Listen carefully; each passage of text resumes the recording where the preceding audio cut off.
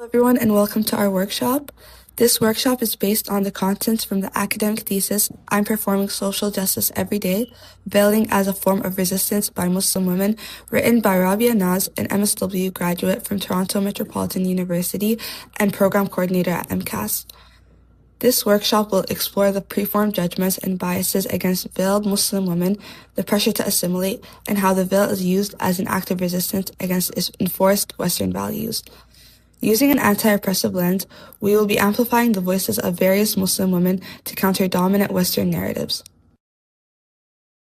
By the end of this workshop, you will have learned how Islamophobia affects Muslim women, the significance of the veil through a Muslim woman's perspective, and how storytelling can be used to counter dominant Western narratives. Here's a reflection question. How does Islamophobia show up differently for Muslim women compared to Muslim men? Islamophobia and gendered Islamophobia. Islamophobia is the prejudice and hatred towards Muslims and Islam that lead to hostility and intolerance in the form of harassment, abuse, and intimidation. There is a lot of research on Islamophobia and the experiences of Muslims facing it in the West. However, it's important to understand that the experiences of Muslim women who veil are not the same as those of Muslim men. Muslim women who wear the niqab and hijab experience hypervisibility, which puts them at risk of verbal and physical abuse as well as discrimination. Gendered Islamophobia, a term coined by Jasmine Zain, describes Islamophobia in relation to the Muslim woman. Zain defines gendered Islamophobia as a specific form of discrimination directed at Muslim women informed by historically contextualized negative stereotypes that manifest in individual and systemic oppression. Gendered Islamophobia can manifest in different ways. Dr. Ali Muhammad Wilson placed gendered Islamophobia into 4 categories, which are structural, hegemonic, disciplinary, and interpersonal. The structural domain refers to institutionalized Islamophobia, such as policies aimed at preventing Muslim women from accessing education and employment. An example of this is the 2004 French secularism law that prohibited wearing conspicuous religious symbols in public schools. The disciplinary domain refers to how Muslim women are monitored and surveilled. The hegemonic domain focuses on how cultural and media portrayals of Muslim women reinforce the idea that their oppression is tied to Islam. And lastly, the interpersonal domain refers to the everyday experiences of Islamophobia that Muslim women face. Identity is based on several factors. A reflection question for you to think about is, why is it harmful to treat identity as one-dimensional? Intersectionality and identity. We've discussed gendered Islamophobia and how Muslim men and Muslim women don't share the same experiences with Islamophobia. But it's also important to note that not all Muslim women share the same experiences. When the discussion of Muslim women and Islamophobia comes up, the concept of intersectionality is often overlooked. Intersectionality explains how different aspects of a person's identity, including race, nationality, gender, religion, and class, shape their experiences with discrimination and oppression.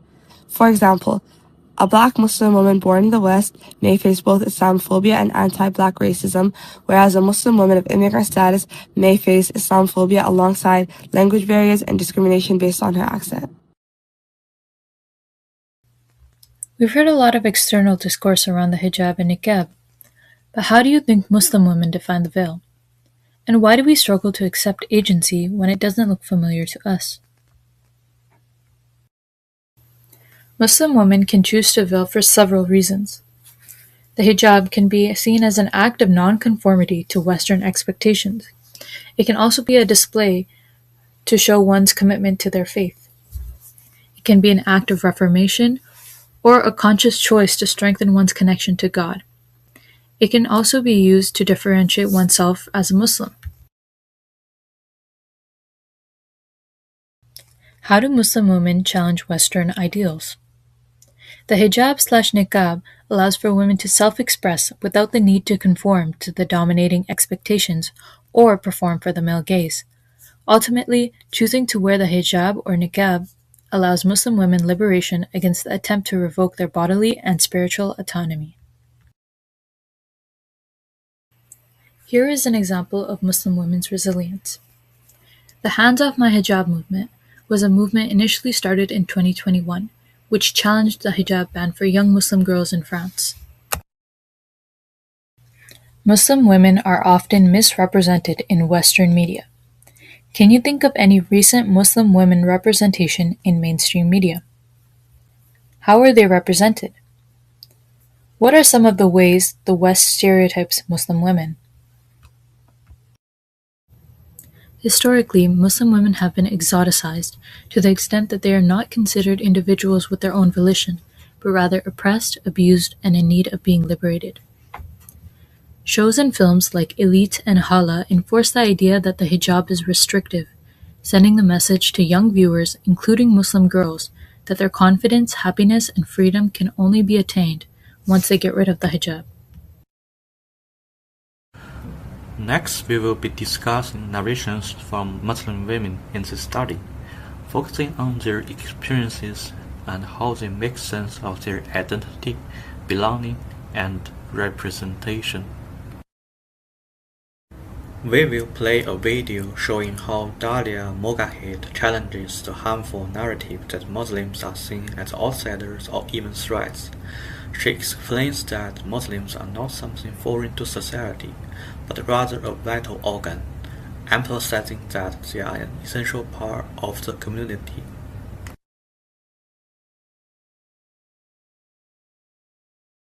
They talk about my community kind of like we're a tumor in the body of America.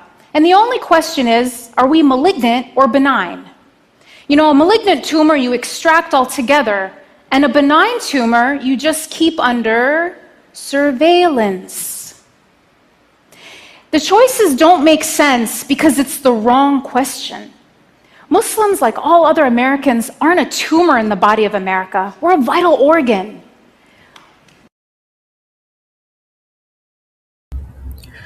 However, despite this reality, many Muslims experience exclusion. Amira Al-Gawabi shares how, after 9/11, her sense of belonging was disrupted. She describes how negative societal narratives began shaping how others viewed her and her community, which deeply affected her identity and connection to Canada. This exclusion also has serious mental health impacts. One anonymous participant describes a feeling of fear, loneliness, and depression due to discrimination, especially related to wearing the niqab. She had a powerful question: where is the humanity? This highlights how Islamophobia can damage individuals' dignity and basic needs of being accepted by the society. Overall, this shows that Islamophobia is not just about prejudice, it affects identity, belonging, and psychological well-being. In contrast to these negative narratives, many Muslim women reclaim the hijab as a symbol of identity, empowerment, and resistance. Helen Sally described the hijab as a daily commitment and a reflection of her values. She explains that it represents who she is and what she stands for, even before she speaks. Is hijab is a daily testament. It's a daily commitment that today I am going to have God as the center of my life, and it is the first thing that people see. If I've never met you a day in my life and you see me walking across the street, hijab is going to introduce me before I have to even say anything. They say, like, your first impression is everything of people, like with people. And I think hijab speaks for me before I have to even say anything myself. It says what my values are, what I prioritize, who I'm trying to become, who I'm trying to please. And it's definitely something that is a daily commitment and a daily thing that you do where we all struggle, you know, but every single day I always say, like, I have a nafs and I have desires. I'm only human. We're all like this. But me putting on the hijab. Similarly, Heba Ahmed emphasizes that wearing the hijab is a personal choice, She challenges the assumption that it is oppressive, stating that she is educated, independent, and fully capable of making her own decisions. Another speaker states that the hijab is not a symbol of oppression, it is a form of freedom from societal expectations and from the need to please others. These perspectives highlight that the hijab is not simply a religious symbol, it is also a powerful form of resistance against stereotypes and imposed narratives. Finally, this topic focuses on agency, voice, and the importance of representation for Muslim women. Olympian Ibtihaj Muhammad reframes the hijab as a source of strength and confidence. She explains that it empowers her, even enhancing her performance as an athlete. No, she's right. I hate the idea that, hijab hinders you in any way. If anything, I feel like it makes me more confident and, feel like I can take on the world. And, as an athlete, like, I feel like it almost gives me, like, the ability to perform better, so if anything, I feel like it's definitely a great platform for us.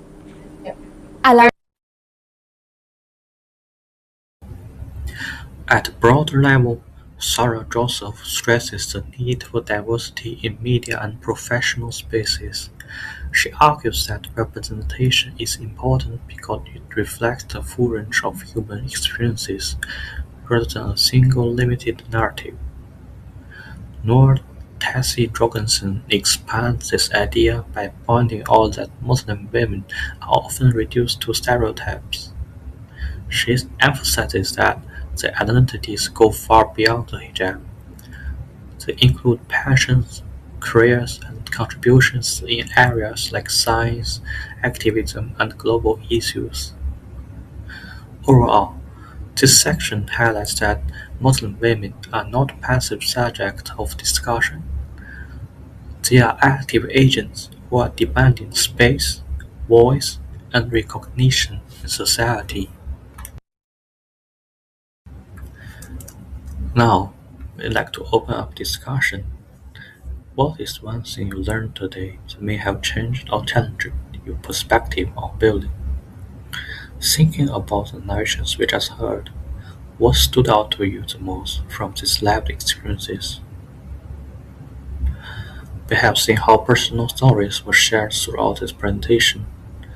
How do you think storytelling can act as a form of resistance against stereotypes and discrimination? Finally, we would like to invite some personal reflection. Have you ever resisted pressures to assimilate into dominant Western norms? If so, what did that look like for you?